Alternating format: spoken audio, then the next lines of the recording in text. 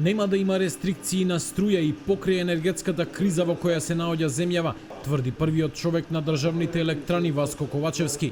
Сепак тој признава дека ТЕЦ Неготино и РЕК Битола се уште не работат со полн капацитет, а тоа ќе се случи дури во јануари идната година.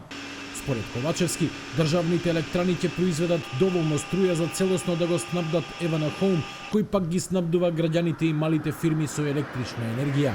Јавноста знае дека во нашето обкружување, во соседните земји и во регионот има недостаток на електрична енергија и веќе во некои од државите во соседството се вршат рестрикции на електрична енергија.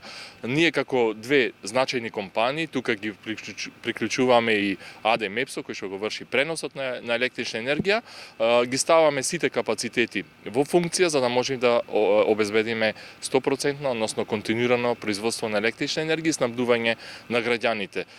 По 12 години Неготинската термоелектрана е повторно вклучена на мрежа. Веќе 10 дена произведува струја, но со половина капацитет.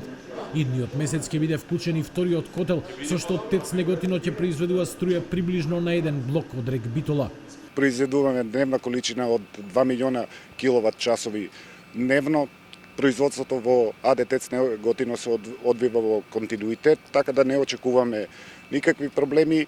Во меѓувреме, економијата се соочува со големи проблеми, откако снабдувачите на слободниот пазар на компаниите им нудат струја неколкукратно поскапа од досегашната. Повисоки сметки од јануари ќе имаат и граѓаните. Регулаторната комисија утре ќе одржи подготвителен состанок со компаниите кои учествуваат во формирањето на цената на струјата. Оттаму најавуваат дека ќе се бара максимална солидарност и од нив, за да не се случи голем ценовен шок за граѓаните. Колкаво ќе биде поскапувањето, ќе се знае в петок.